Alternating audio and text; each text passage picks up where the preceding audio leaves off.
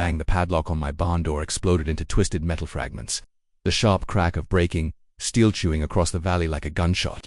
The sound was immediately followed by Karen Whitfield's cold, triumphant laughter as she burst through the doorway, crowbar still gripped in her paint-stained hands like she was leading some righteous raid. "I knew you were hiding contraband in here. This is an official community safety inspection," she shouted, her voice dripping with such smug satisfaction that it made my skin crawl.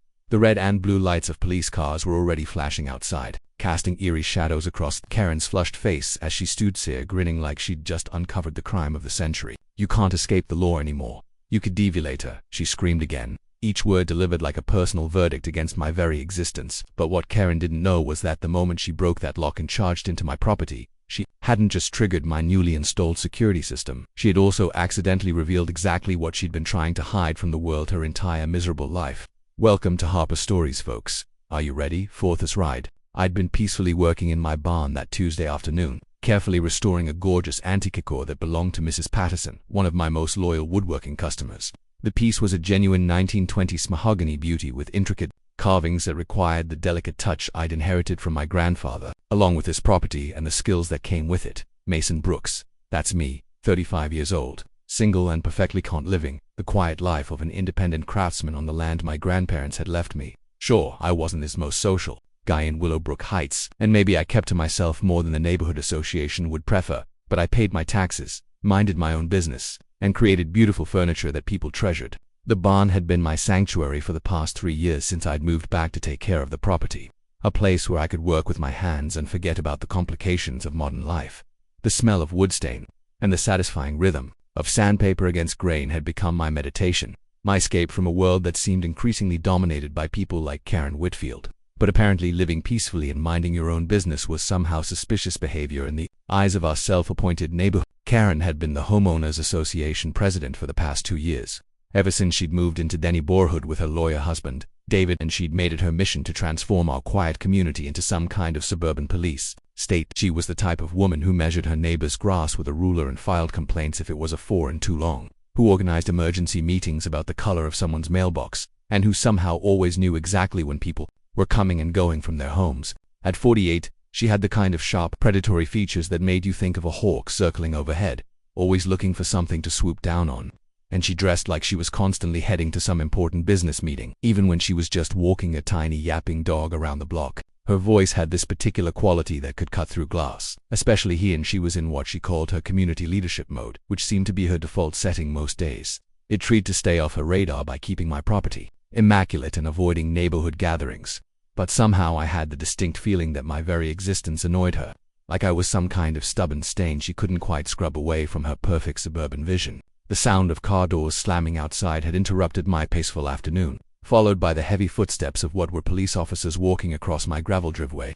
My first thought was that maybe there had been an accident on the main road, or perhaps someone had reported a burglary in the area. But when I heard Karen's voice rising above the sound of radio chatter, I knew this was something entirely different.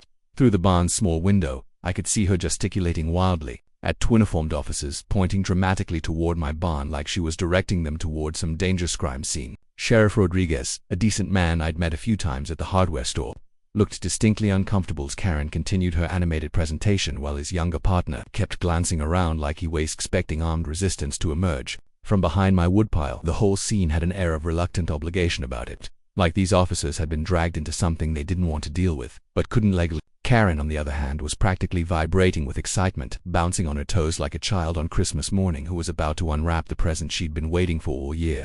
"Officers, I received an anonymous tip through our neighborhood watch system that Mr. Brooks has been storing hazardous materials in violation of county safety codes," Karen announced with the kind of authoritative tone she probably practiced in front of her bathroom mirror. She pulled out what looked like an official document from her oversized purse, waving it in the air like it was some kind of legal weapon. "As the elected representative of the Willowbrook Heights Homeowners Association, I have the authority to conduct safety inspections on behalf of the community, and I demand immediate to verify compliance with residential storage regulations." The words rolled off her tongue with such practiced precision that I almost believed she knew what she was talking about, except for the fact that I'd never heard of any such authority being granted to HOA presidents, anonymous or otherwise. Sheriff Rodriguez reached forth the document with obvious reluctance, his experienced eyes already scanning it with the kind of professional skepticism that comes from years of dealing with neighborhood disputes and frivolous complaints. Meanwhile, Karen stood there looking like she'd just delivered the performance of her lifetime, her chest puffed out with pride and her eyes gleaming with anticipation of the vindication she was so sure was coming her way. But as I watched this surreal drama unfold from inside my barn, surrounded by the honest smell of wood shavings and the tools that had been passed down through 3 generations of my family, something felt fundamentally wrong about the whole situation. Karen knew too much about my schedule, too much about when I'd be working in the barn, and too much about what I kept stored out here for this to be some random anonymous tip from a concerned neighbor. She'd been watching me, studying my routines, waiting for the perfect moment to spring whatever trap she'd been setting, and the realization sent a cold chill down my spine despite the warm afternoon sun streaming through the windows. I'd always felt like Simeon was observing my property lately, catching glimpses of movement in my peripheral vision and finding small signs that someone had been walking around my land after dark. But I dismissed it as paranoia or maybe just curious wildlife. Now, as Karen stood outside my barn with a crowbar in her hands and a fake legal document in the other, demanding entry to my private workspace with the kind of confidence that only comes from extensive preparation, I realized that my instincts had been right all along. The moment Karen smashed through my lock with that crowbar, something more than just metal broke apart. It was like watching someone cross a line they could never uncross, destroying not just my property, but revealing something dark and desperate about themselves in that process. As she stood there in my doorway, breathing hard from the exertion and the excitement, surveying me, neat workshop like a conqueror, claiming new territory, I could see that this wasn't really about safety inspections or community standards or any of the official reasons she'd given the police. This was personal, obsessive, and probably illegal. And for the first time since this whole confrontation began, I felt a tiny spark of hope that maybe, just maybe, Karen Whitfield had finally overplayed her hand.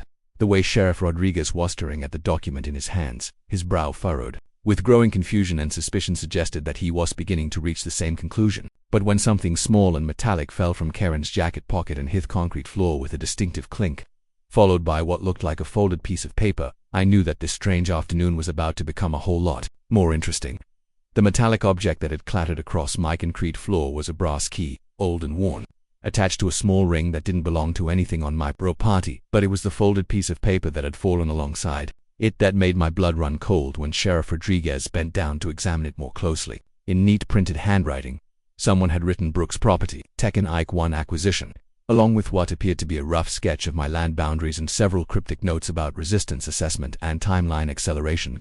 Face had gone from triumphant red to sickly pale in about 3 seconds, and she was staring at that piece of paper like it contained her death warrant. The silence that followed was so thick you could half cut it with the very crowbar she'd used to break into my barn, and I could practically hear the gears turning in Sheriff Rodriguez's experienced mind as he processed what he was looking at. "Ma'am, I'm going to need you to explain what this key opens and why you have detailed notes about Mr. Brooks's property in your possession," Sheriff Rodriguez said in that carefully neutral tone that police officers use when they're trying not to jump to conclusions but can't ignore obvious red flags. His partner, Deputy Martinez, had moved closer to get a better look at the evidence, and I could see him taking notes in his little black notebook with kind of attention to detail that suggested this had officially moved beyond a simple neighborhood complaint. Karen was opening and closing her mouth like a fish out of water, clearly scrambling for some explanation that would make this look innocent and reasonable. But the longer the silence stretched on, the more guilty she appeared to everyone present. Her hands were shaking now, and she kept glancing toward the entrance of my barn like she was calculating whether she could make a run for it, which was honestly the first sensible thought she'd had. The confidence and authority she displayed just minutes earlier had evaporated completely, replaced by a second of raw panic that comes from realizing you've made a catastrophic mistake with witnesses present. "Ivatsi can explain this perfectly, reasonably," Karen stammered, but her voice had lost all its earlier commanding presence and now sounded more like a teenager who'd been caught sneaking out past curfew. She lunged forward suddenly, trying to snatch the paper from Sheriff Rodriguez's hands, but he smoothly stepped back and held it out of her reach with the practiced ease of someone who dealt with desperate suspects before. "That's evidence from our community safety assessment. He's been storing dangerous chemicals and operating an unlicensed business in violation of residential zoning laws." The words tumbled out of her mouth in an increasingly frantic rush, each accusation more ridiculous than the last, and I could see both officers exchanging the kind of meaningful glances that suggested they weren't buying any of this improvised nonsense. In her desperation, Karen was revealing exactly the kind of paranoid obsession with control that I'd suspected lay beneath her community-minded facade, and the need to justify her intrusive behavior by painting me as some kind of dangerous criminal who threatened her perfect suburban vision. Just then, a familiar voice called out from the entrance to mid-barn, and I turned to see Mrs. Chen, my 70-year-old neighbor, approaching with the slow but determined gait of someone who had something important to contribute to this increasingly Bizarre relation. Elena Chen was a retired federal judge who'd moved to Willowbrook Heights about 5 years ago, and she had the kind of sharp, intelligent eyes that missed absolutely nothing happening in our little corner of the world.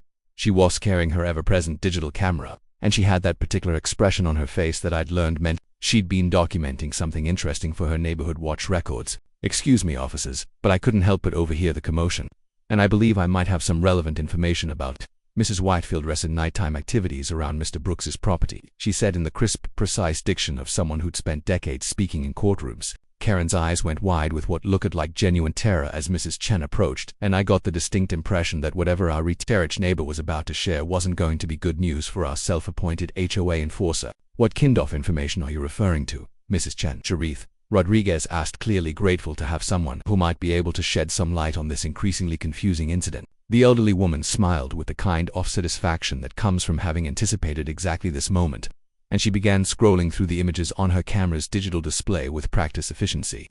Well, I've been photographing some unusual nighttime activity around Mr. Brooks's property over the past 2 weeks, primarily because I was concerned about potential burglars or vandals, she explained matter-of-factly. However, upon closer examination of the images, it appears that the individual I captured walking around the perimeter of this property with a flashlight and measuring tape was Mrs. Whitfield. She held up the camera's LCD screen, and even from where I was standing, I could clearly see several shots of Karen creeping around my fence line in the dark. Definitely not the kind of behavior you'd expect from someone who was supposedly just concerned about community safety standards. Mrs. Whitfield, I'm going to need you to explain why you have a key to someone else's property, and why you've been conducting unauthorized surveillance during nighttime hours, Sheriff Rodriguez said, his tone now carrying the weight of official police business rather than neighborly mediation. Karen looked around desperately, like she was searching for some escape route, or perhaps hoping that someone would appear to rescue her from this rapidly deteriorating situation. But when she opened her mouth to respond, what came out wasn't a confident explanation, but rather a panicked accusation that made no sense given the evidence. That key is proof that Mason stole something from my property. He must have made a copy somehow. And now you're all helping him cover up his criminal activity, she shouted, pointing an accusing finger at me with such dramatic flair that I almost expected her to start foaming at the mouth. The problem with Karen's desperate theory, as Sheriff Rodriguez quickly discovered when he walked over to test it, was that the brass key didn't open anything on my property at all. Instead, when we walked to where Karen's luxury SUV was parked just outside my gate, the key fit perfectly into the lock of her own property's entrance gate, the very same gate that bore the distinctive Whitfield familiar state nameplate.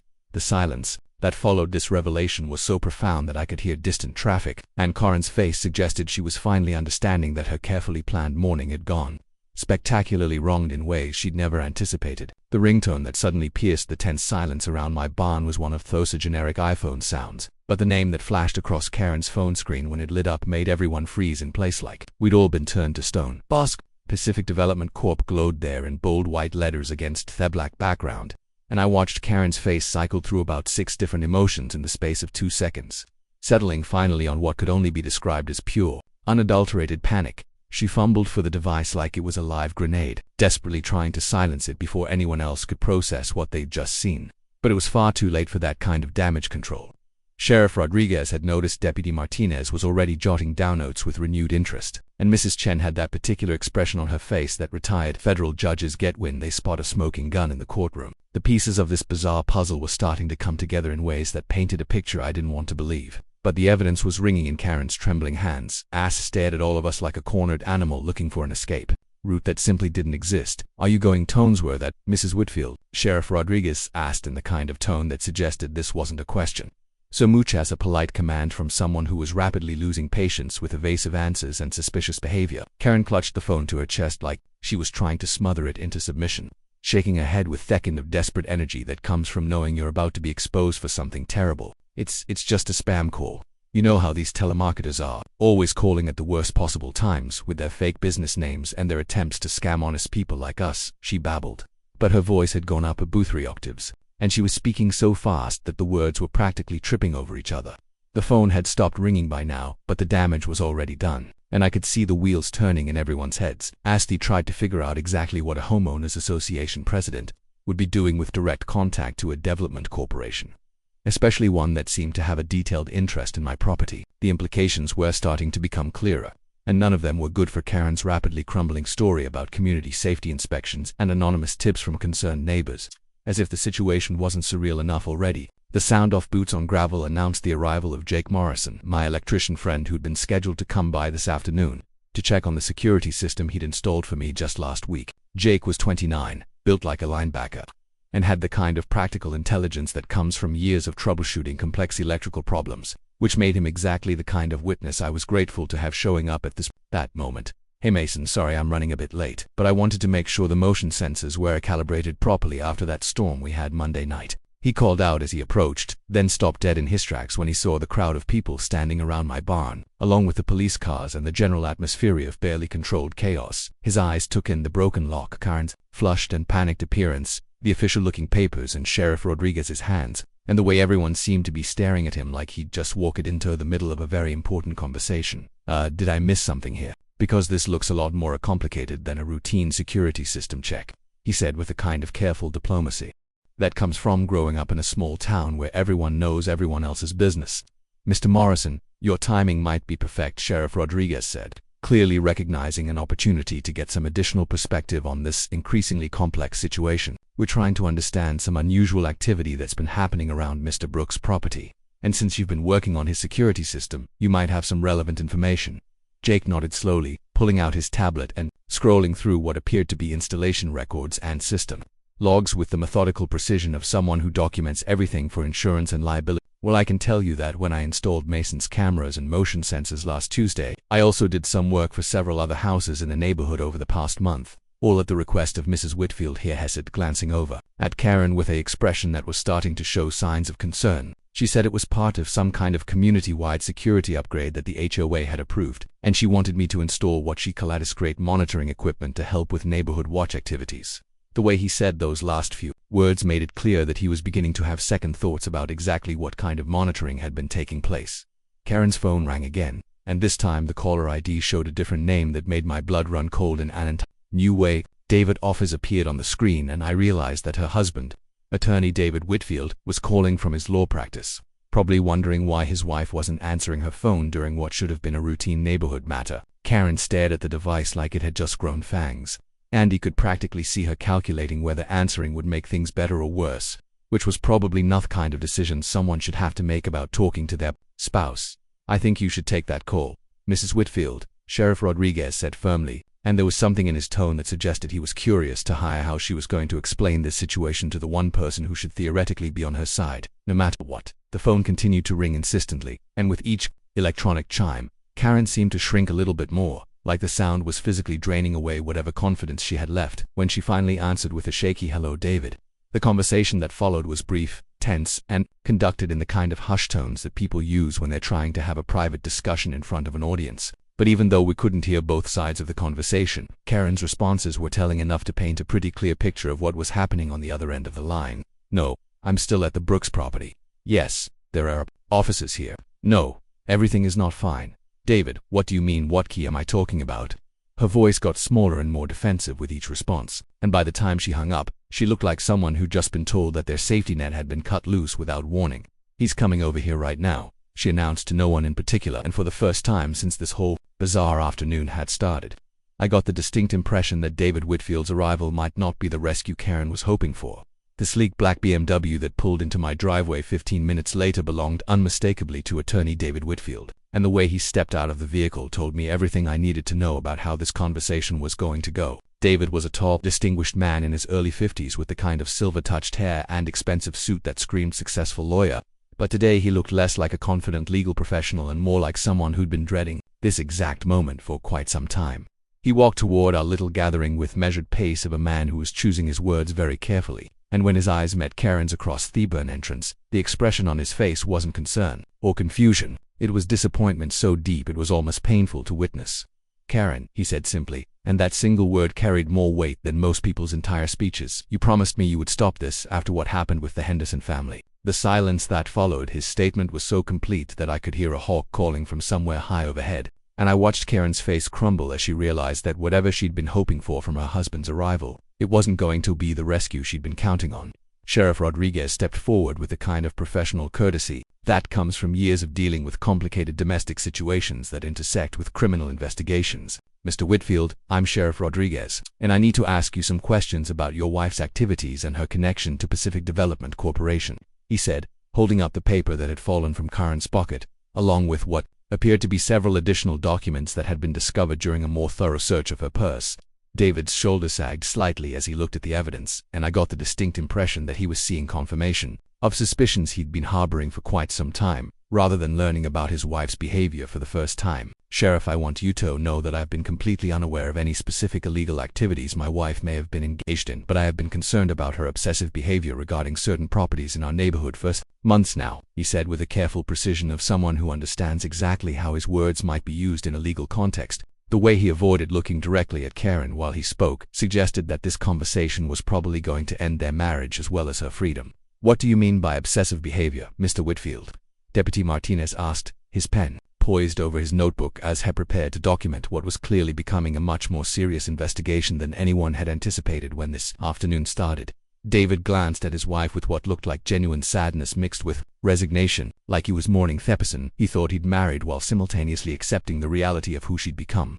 "Karen has been fixated in the idea that certain properties in our neighborhood represent obstacles to what she calls community improvement, and she's been spending increasing amounts of time researching property values, ownership records, and what she refers to as acquisition strategies," he explained, each word causing him pain to say out loud. "I found documents in her home office several weeks ago that suggested she was in communication with development and pains about potential investment opportunities. But when I confronted her about it, she assured me it was just a search for HOA planning purposes."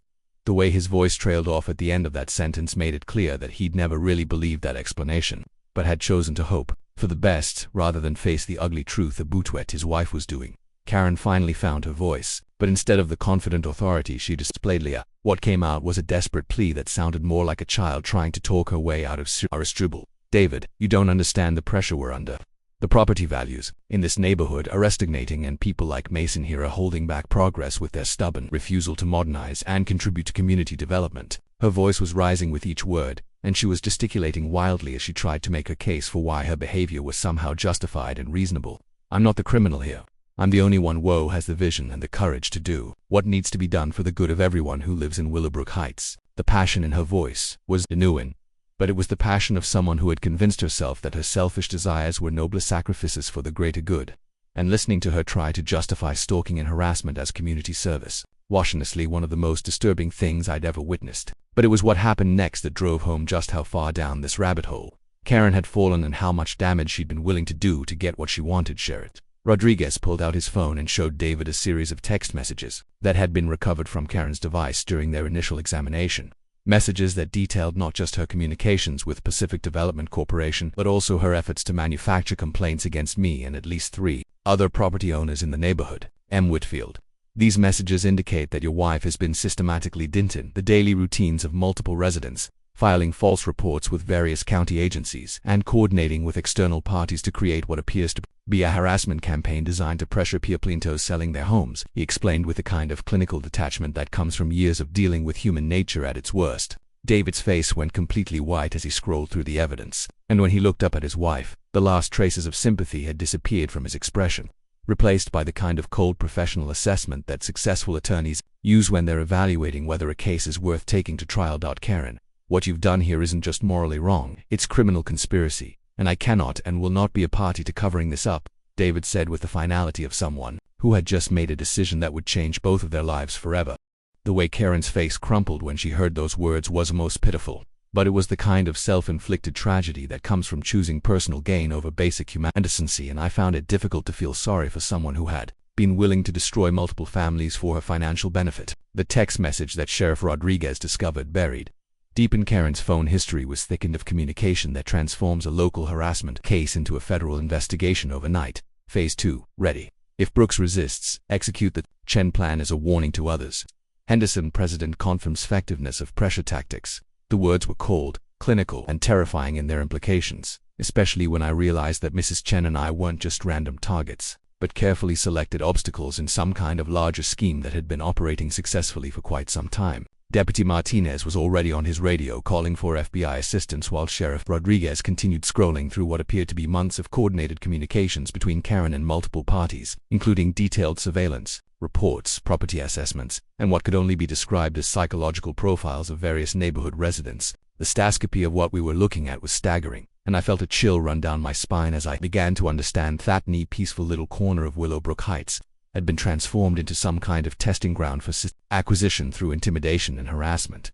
Mrs. Chen had gone very quiet during this revelation, and I could see her processing the implications of being specifically mentioned in these criminal communities with the kind of analytical precision that comes from decades of legal experience. Officers, I believe I need to share some additional information that might be relevant to this investigation, she said in the measured tone of someone who was putting together pieces of a puzzle she'd been working on for quite some time. She pulled out a small notebook from her purse and began flipping through pages of what appeared to be meticulous documentation spanning several months. I've been tracking unusual incidents in our neighborhood since last spring, including the mysterious death of my dog, Buster, 3 weeks ago, which the veterinarian said appeared to be consistent with antifreeze poisoning, even though I don't use that product anywhere on my property.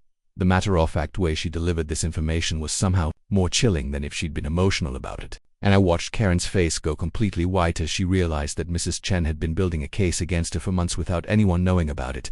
Jake Morrison, who had been quietly observing this entire exchange while reviewing something on his tablet, suddenly looked up with an expression that suggested he'd just discovered something. "Sheriff, I think I might have some information that could help explain how Mrs. Whitfield was getting sucked detailed information about everyone's daily routines," he said, swiping through what appeared to be technical logs and installation records. "When she hired me to install security cameras for various houses in the neighborhood, she specifically requested that I set them up with remote monitoring capabilities that would allow both HOA to coordinate community safety responses in case of emergencies." Hap paused to scroll through more data, his frown deepening as he processed what he was looking at.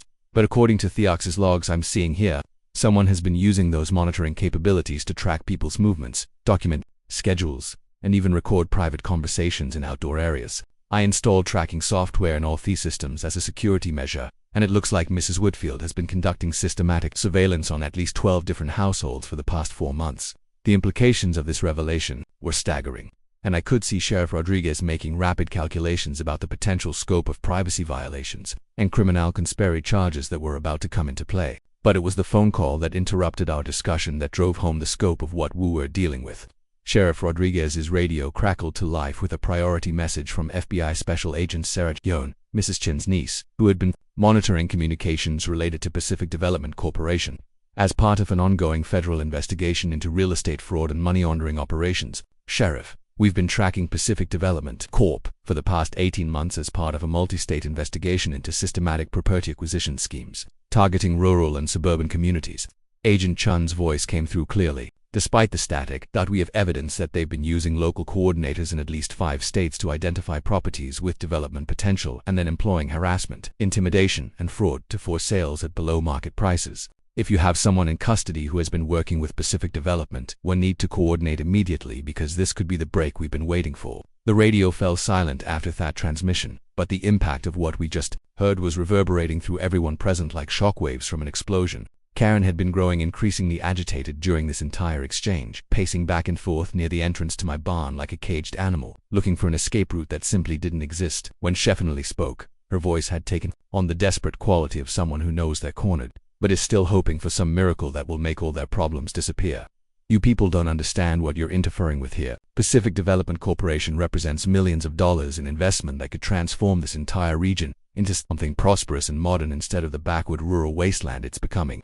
Her words were tumbling out and faster, and I could see the facade of community-minded concern finally cracking completely to reveal the greed and arrogance that had been driving her actions all along. Mason and people like him are holding back progress, preventing economic development, and frankly being selfish about resources that could benefit everyone if they were just managed properly by people who understand business and investment. The passion in her voice was genuine, but it was the passion of someone who had convinced herself that other people's homes and lives were just obstacles to be overcome in pursuit of her financial gain. The sound of approaching vehicles and the arrival of the FBI team, and as I watched the black SUVs pulling into my driveway, I realized that my quiet afternoon of furniture restoration had somehow transformed into the center of a federal investigation that was going to change everything about life in Willowbrook Heights. But even more unsettling was the growing certainty that this was just the beginning, and that Karen's desperate attempt to force me off my property had inadvertently exposed a criminal network that had probably been operating successfully for years, before finally making the mistake of targeting the wrong neighborhood. Used to think protecting a farm was just about keeping the land, but now I understand it's about protecting Marie's honor and the truth that our grandparents left behind.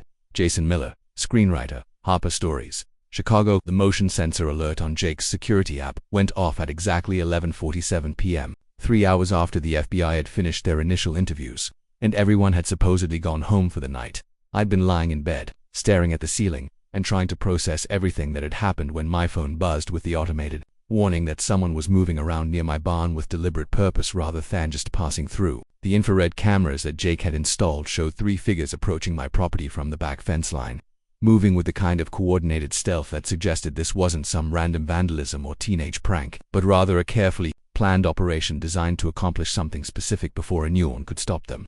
Karen was easy to identify, even in the grainy night vision footage, her distinctively hoot unmistakable as she led to larger figures toward the barn where my grandfather's antique restoration project was stored, the very same piece that had been the center of this afternoon's confrontation. My heart started racing as I realized that despite everything that had happened, despite the FBI investigation and the criminal charges that were coming her way, Karen was so desperate to complete whatever mission she'd started that she was willing to risk everything on one final attempt to destroy the evidence that could bring down her interior. I grabbed my phone and immediately called Jake, who answered on the second ring. Despite the late hour, probably because he'd been expecting something like this to happen ever since the FBI had started asking questions about the security systems he'd installed throughout the neighborhood. "Mason, I'm already watching the feed from your cameras and I've got Sheriff Rodriguez on the line," he said without any preamble, his voice tense with the kind of adrenaline that comes from watching a crime unfold in real time. "Karen's got 2 guys with her who look like they mean business, and they're carrying what appears to be some kind of power tools, probably planning to break apart whatever they think you've got hidden in that antique chair." The live stream feature that Jake had built into the security system was already broadcasting to a private channel that he'd set up for emergencies, which meant that not only were we documenting whatever was about to happen, but we were also creating a real-time record that could be used as evidence in court. "I've already sent the emergency alert to the neighborhood watch group, so you should have backup arriving within the next few minutes. But don't try to confront them yourself until law enforcement gets there," Jake added, though I could tell from his tone that he was probably grabbing his equipment and heading over to help, whether I wanted him to or not. The sound of power tools starting up in my barn sent a surge of anger through me that was unlike anything I'd ever experienced. The violation of my private space and family heritage triggered something primal and protective that made me want to charge out there and defend my property with whatever force was necessary.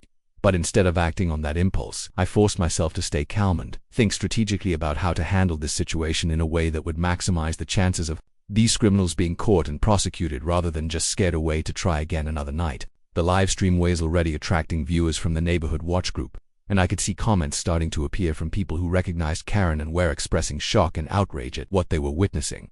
Mrs. Chen had been monitoring the security feeds from here on house because she posted a message saying that she was recording everything from multiple angles and had already called her niece at the FBI to report that the suspects were destroying evidence in an active federal. The community response was swift and coordinated, with several neighbors posting that they were on their way to provide support and serve as additional witnesses to whatever was about to unfold in my barn. By the time I made it outside, staying in the shadows and moving carefully to avoid detection, Karen and her 2 accomplices had managed to break open the antique chair and were frantically searching through the contents with the kind of desperate energy that comes from knowing you're running out of time and options. What they found inside that chair, however, wasn't what any of us had expected, and the expression on Karen's face when she held up their documents was a mixture of triumph and horror that suggested she'd discovered something that was both exactly what she'd been looking for and absolutely the last thing she'd wanted anyone else to see. The papers appeared to be some kind of legal documents, possibly related to property ownership or development rights, and from the way Karen was frantically photographing them with her phone while simultaneously trying to tear them apart, it was clear thought they represented either evidence that could incriminate her or proof that could exonerate me from whatever accusations she'd been planning to make. The live stream was capturing every moment of this destruction of evidence, and I could see the view count climbing as more people tuned in to watch what was essentially a real-time criminal confession being broadcast to anyone with an internet connection. Sheriff Rodriguez arrived just as Karen was attempting to set fire to the remaining documents, his patrol car spotlight illuminating the barn like a stage where the final act of this bizarre drama was about to play out. "Karen Whitfield, you are under arrest for breaking, destruction of property, and tampering with evidence in a federal investigation," he announced over Hiska's PA system, his voice carrying the weight of official authority backed up by the kind of overwhelming evidence that makes conviction almost inevitable.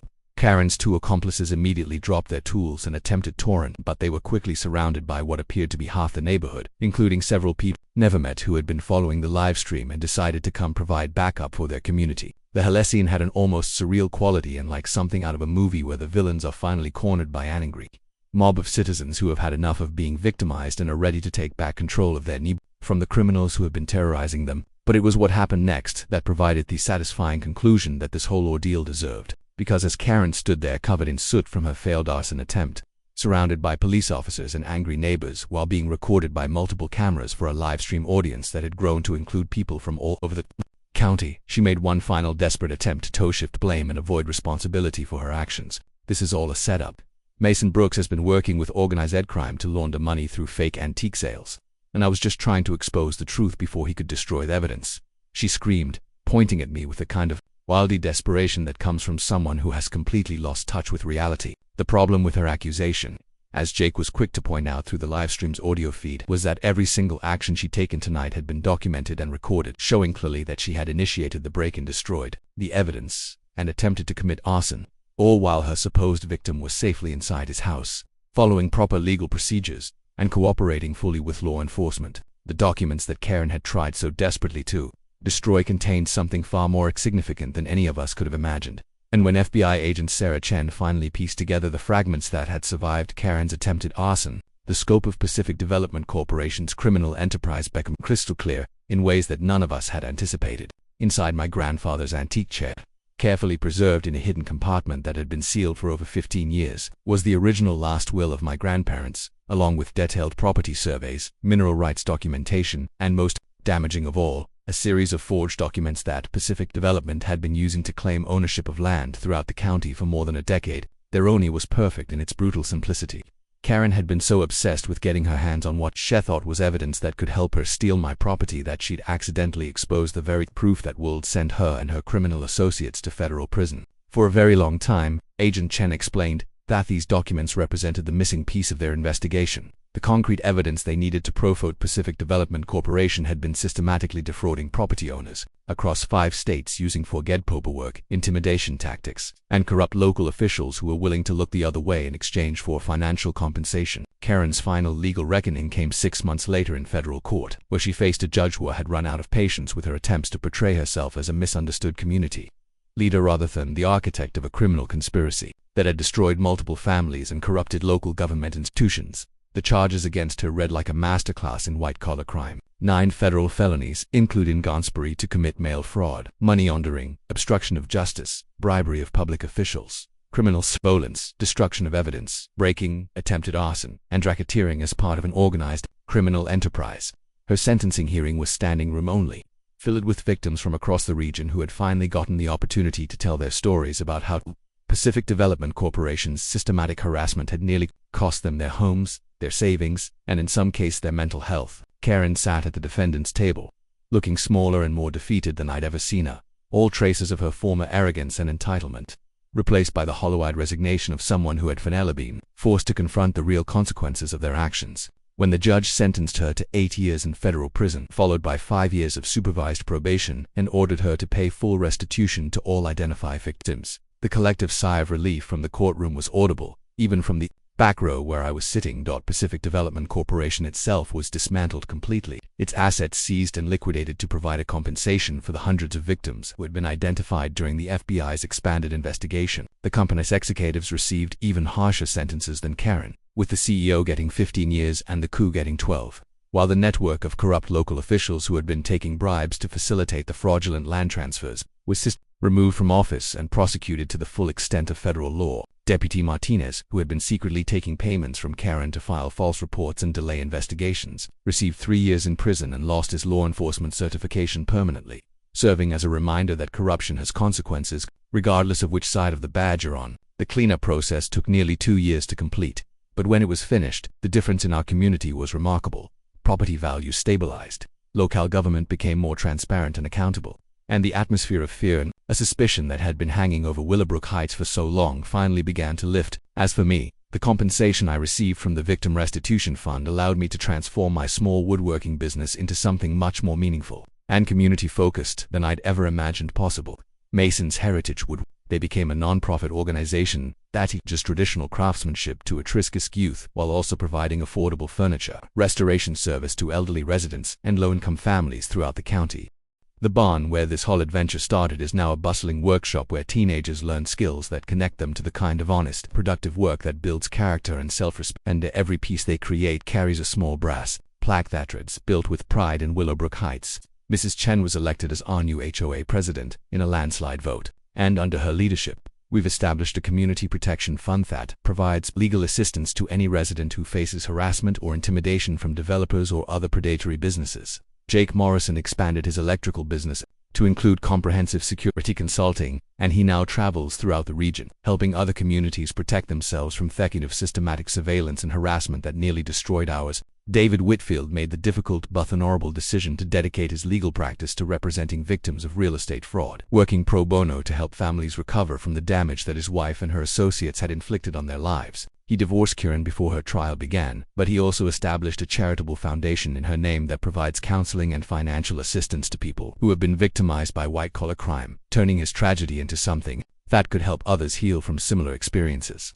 The irony wasn't lost on any of us that Karen's final legacy will be an organization dedicated to helping the very people she had spent so much time and energy trying to harm. 6 months after Karen's sentencing, Willowbrook Heights held its first annual Community Resilience Festival, celebrating not just our victory over the criminals who had tried to destroy our neighborhood, but also the strength and solidarity that we discovered in ourselves when we were forced to stand together against a common threat. As I watched families enjoying the woodworking demonstrations, kids learning traditional crafts, and neighbors sharing stories about how they'd rebuilt their lives after the ordeal, I realized that Karen had inadvertently given us something valuable. After all, if you like this story, don't forget to like and subscribe Alex Stories.